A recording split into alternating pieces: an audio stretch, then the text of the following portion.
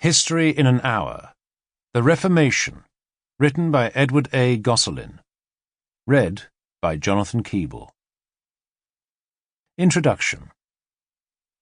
From the time of St. Peter to A.D. 1521, the Roman Catholic Church was the only official Christian church in Western Europe.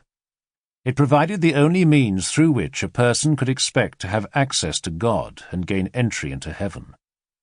The Church, however, was not immune to corruption, and there had been several attempts to rein in church leaders who were often distracted from their pastoral duties with more earthbound interests, such as the gathering of power and wealth. Yet the one church remained intact and unchanged in its teachings and doctrines throughout the Middle Ages, into the Renaissance, and up to the Reformation. In the 16th century, Martin Luther began his feverish quest for salvation and church reform, and started an evangelical movement which spread beyond the borders of 16th century Germany. This movement is the first of three distinct developments of the Protestant Reformation.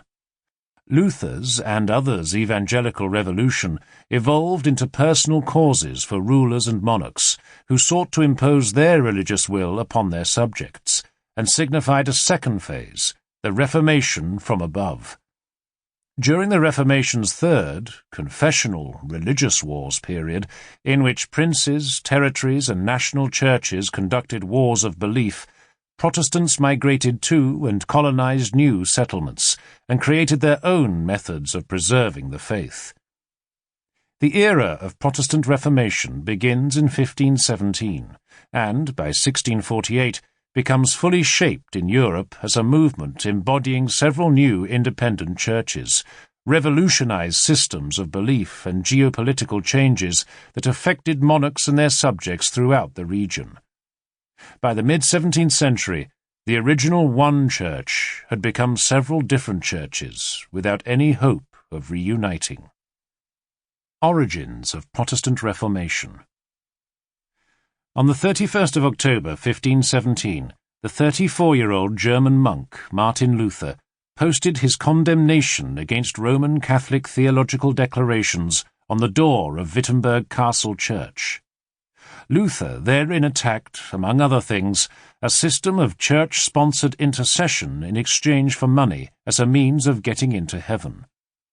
Described by a contemporary as a man of middle stature, with a voice which combined sharpness and softness, Luther believed in a God who condemns sinful men without exception, and was consumed by years of self-doubt as to whether he himself would ever get into heaven.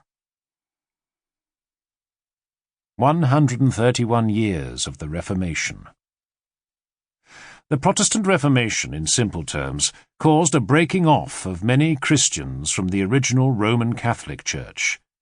New churches were formed throughout Europe under the leadership of Luther, Huldrych Zwingli, John Calvin, and others. Wars would be fought within and between states over matters of religion, and tens of thousands of Europeans would die in the ensuing conflicts. Today's relatively harmonious coexistence among the many Protestant churches and sects, as well as between Protestantism and Roman Catholicism, belies the hatred that existed between and among them all throughout the 16th century. Luther's simple act of nailing his writings to a cathedral door began a change in Western Europe of such magnitude that it can only be compared to the scientific revolution of the 17th century. The invention of Gutenberg's new printing press with movable type in 1450 made these two revolutions possible by allowing information and new ideas to spread quickly and far. The Sacraments, Heaven and Hell. Ensuring your salvation for an eternity in heaven so as to avoid eternity in hell was as important to a believer in the 16th century, whether king or commoner, as getting a good crop or transporting your wool to market. According to the Roman Catholic Church, there could be no entrance into heaven without the Church and its exclusive sacraments, which conferred what is known as sanctifying grace. Take, for example, King Henry IV of France, who, on the 14th of May, 1610, was Sample complete. Ready to continue?